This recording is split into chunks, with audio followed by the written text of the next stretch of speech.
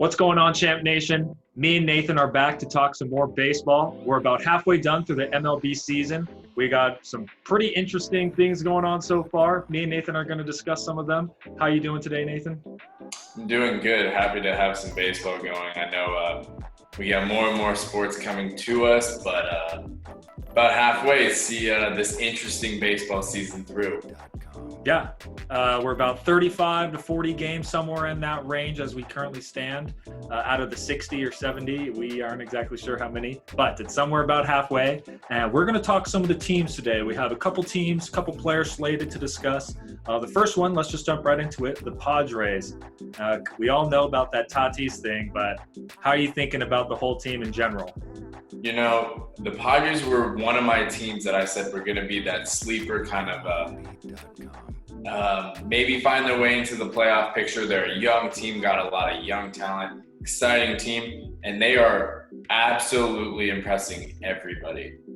They are pitching, they are hitting, their young players are playing. And like you said, Fernando Tatis Jr., who happens to be on my fantasy team and leading, is absolutely destroying anything that's thrown near him. I didn't have an issue with the 3-0 thing.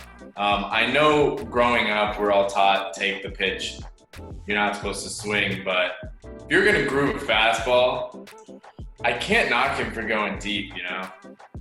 You know, it's hard to fault these players when they're paid millions of dollars to jam the baseball. And if you're just going to lay it up for the guy, you might as well go ahead and hit a grand slam, you know? I'm with you. I don't understand why people get so butthurt in baseball sometimes. Interesting thing about this whole scenario, it's slightly different but very similar. The Rangers manager who had an issue with all this, his lone grand slam in his career was in a game that was 7-0 in the 7th inning. Tatis was a little different because it was 3-0 and he swung, but I don't really know if he has the right to talk when he was swinging for the fences in a 7-0 game and ended up hitting a grand slam as well. But besides Tatis, the Padres have surpassed all of our expectations, and the only team that's really giving the Dodgers any sort of trouble, which I kind of predicted. I don't think any of the other teams in the NL West are strong at all. And they're getting tested. They're playing decent teams in the AL West as well. So the Padres could really, really realistically find their way in the playoffs and potentially be one of those trap teams for a really good baseball team. All right, staying out west, we got the Houston Astros to talk about next. What do you think about them? So, I mean, they cheated. I mean, it's almost apparent. I mean, they are number 2 in the West right now. They're a few games back from the A's. Makes sense. The A's are a very good baseball team. But Jose Altuve and George Springer haven't done anything. Bregman has played well. I'll give him that. So he may not have needed the trash can. But Altuve and Springer have had horrific starts. And it may be because of that. I don't want to say it is or isn't. Cough, cough. I think it has something to do with it. And only a little bit. These players have been getting absolutely memed on broadcast by announcers saying, well, it's a lot harder when you're guessing up there. So it's interesting. They lost Justin Verlander, who will probably be reevaluated here soon. They don't really have the pitching. And they also lost their closer in Roberto Osuna. So unless they make some moves, I can see them getting into the playoffs. They're a talented enough team offensively, but in the playoffs, I don't know if they're going to be able to do it with the lack of pitching that they have. All right, so for one of your other dark horse picks for this MLB season were the White Sox, Chicago White Sox. How do you think that they're doing so far? I mean, they're tied for first place in the AL Central, and all of their rookie talent, as well as the Padres, is just playing out of their minds. Luis Robert, Eloy Jimenez, and Tim Beckham have just taken this team to a new level now that they're all at the major league level. And just this past week, Lucas Giolito, their number 1 pitcher, threw a no-hitter, the first no-hitter of the season. They're a team that will definitely make the playoffs. I could see them making that wild card because I'm waiting to see when the Twins hit their stride. They've been hitting the ball, but they haven't pitched as well as they would like to pitch. So I think the Twins will even out and probably win the division, and the White Sox will be right there. I can see them making that wild card or that second playoff spot in the AL Central. but they don't have a great bullpen. I'm hoping they can go out and get a piece here at the deadline to kind of solidify and maybe really make a run. I see them as a better team than the Padres, even though I have them as my dark horse. Tons of talent, exciting to see them playing well now. We definitely know for the years to come that they are going to be a force to be reckoned with as long as they continue to add to that team. They're the 6th overall team right now in the whole MLB. I'm definitely excited to keep watching them for a little bit longer, see how they can progress. As you said, this season has been pretty good for them. Let's move on to one of our other teams, the New York Yankees. We wouldn't be a sports show if we didn't talk about the Yankees. A lot of interesting things going on.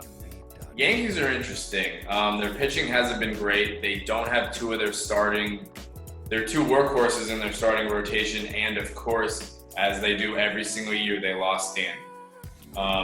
They've played well though. Playing away, not so great. Playing at home, they're 8 games above 500. They have not played well as of the last 10 games though. However, sitting in second place, we know they're going to make the playoffs. They're a team that just hits. They have the talent. It's a matter of if they can stay healthy, and now that the playing field is equal with the Astros, we'll see how the Yankees do. But like another team that could potentially go out and get another arm to bolster that starting rotation that has not been the greatest this year. Their bullpen is great though. They got Chapman, they have Britton, they have Chad Green, and so they're a team to watch. I don't think they've hit their stride yet, which is very, very, very scary for the rest of the MLB. All right, so while you did hit on a couple of your dark horse team predictions for the preseason for the MLB, we did have the Angels, who you predicted might be kind of there on the cusp of on the playoffs or not. As of today, they are sitting second to last. How do you think about their season so far? The Angels are what we expected them. They're a team that can hit, and we've seen that with Mike Trout, and Rendon has played well, and even Joe Adell, their young star in the making, has come up and played well, but they can't pitch. They don't have pitching. They're shopping the pitcher that has been the best for them all year as of right now, and so who really knows what the Angels are doing at this point? They're probably not going to make the playoffs, and they're definitely going to be a stellar team. If I'm the Angels, I think you just got to blow the team up somehow. You got to get rid of everybody except for Trout, Rendon, and Adele and just start from the ground up. We've seen them trade away Tommy La Stella, who played well in the last few years for them, but huge disappointment. But are we really surprised? I don't think so. They still have Albert Pujols, right? They do, and they're paying him a lot of money to do absolutely nothing. So he should be one of those players too. He's going to retire. He's going to retire an Angel when his contract's up, and that'll be that. And Shohei Ohtani, who can't stay on the pitching mound but has hit well for them. He's a guy that I think you just got to let go or trade. Maybe someone wants him as their DH and just start from scratch. And you have Trout for the next 10 years, 12 years. You have Adele, lock him up. You have Rendon for a extended period of time. So as much as you don't want to rebuild because you have pieces to win, you're not going to win with this team. All right, shooting just a little bit down the 405, we got the Los Angeles Dodgers, currently first place overall in the whole MLB, as of course in the NL as well. How do you think the home run swing kings are doing this season? Our Dodgers, are they a product of who they're playing in their division? Maybe. But with that being said, Mookie Betts is the greatest player on the planet. Not the best player in the league. But Mookie Betts, unreal. Another guy that I got lucky to draft on my team as well. Oh my goodness. Tatis. They've stayed reasonably healthy, which has been absolutely great. Seager went down for a second, which we thought, oh man, another year of Seager getting hurt, but he's played out of his mind. He was the X factor for this team, I think, because he's been hurt the last 2 years in their runs to the World Series. He's just not been healthy, and he has been a catalyst in the middle of that lineup, swinging and playing great defense. We know Mookie's Mookie. Cody's kind of struggled. I think he's starting to hit the baseball though, so he's going to come around, and that lineup's going to get even better. The rest of their players have been playing great. They're starting to get healthy again. Walker Buehler just went on the DL with a blister, which is not the best thing because those things kind of linger. But pitching has been great. Dustin May, Tony Gonsolin, Walker Buehler, 3 of their young workhorses have played absolutely great. Kenley Jansen did blow a save the other day, but he's been great throughout this year. And their bullpen has actually pitched reasonably well. A spot that they've had issues with in the last few years, mixing and matching. I like their pieces. Blake Trinan, great pickup, has been pitching awesome. And I just look to them to just steamroll through the West and then steamroll through the National League and hopefully make it to the World Series. Hopefully this can be the year that our Dodgers finally do it. We all hope. We do, and unfortunately, of course, it's going to be the 1 year where it's an asterisk season, but if they win, and they have the pieces. We've locked Mookie up, and we are ready for the future, and the Dodgers aren't going anywhere anytime soon. So for our preseason predictions, you took a couple of different guys for the MVP as well as for some other awards. Halfway through the season, let's go right back to your MVP predictions. Through this half season, who do you think is going to be MVP? So my AL MVP that I predicted was Mike Trout. I'm going to stick with it. I know he's not leading an average right now. He's hitting about 277, but his average will increase.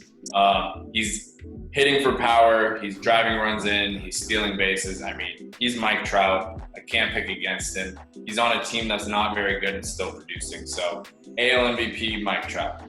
NL MVP, my original prediction was Ronald Acuna Jr., who's starting to turn things around. He actually was pulled from the game today due to a potential injury. But as we talked about him earlier, my NL MVP right now has got to be Fernando Tatis Jr. Without him, that Padre team is nothing, and he's an exciting young player that will be talked about in this award for years and years to come. All right, so we chose MVPs for both leagues. How about the winners of the pennants for each league? Not necessarily the World Series, just who's going to be in the World Series. I think it's going to be Dodgers and the Yankees. I think the Yankees are going to get healthy and just hit a groove here at the last part of the season. And hopefully we get the historic matchup that I know a lot of us want to see. I'll even go out on a limb and say, I think the Dodgers got the team to win it this year. Yeah, that would be probably the biggest matchup there is. I mean, we had Boston, LA a couple of years ago. We almost did have that New York versus LA. Dodgers versus Yankees. I should be more specific. But if we can get it this year, that would be amazing and definitely good for baseball. Great for baseball. All right, so I have one final baseball question. This kind of does cover a couple leagues and seasons, but more specific to baseball. For the coronavirus, since some games are getting canceled, they're trying to make up the games that they do miss when they are canceled. If there's a game imbalance at the end of the season, say one team plays 60, another team only plays 55, another plays even 53, how do you think that will outcome the decision for who goes to the playoffs and how they should kind of structure that? So I think it only matters if playoff teams are affected.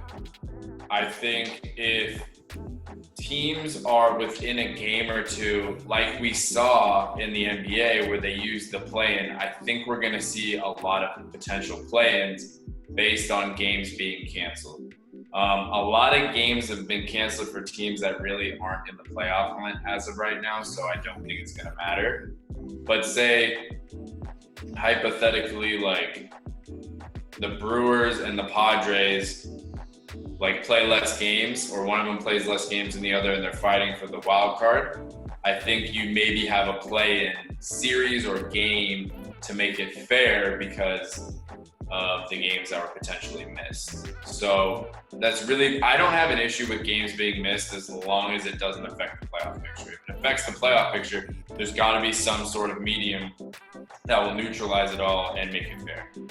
That definitely makes sense, and we've already kind of seen that decision-making as well from another league, the NBA. They only returned the teams in the playoff picture to the bubble, so it looks like that would definitely be something that they would try to do, and I can completely understand where that thought process comes from. So we definitely hit a lot of subjects and topics on the MLB today.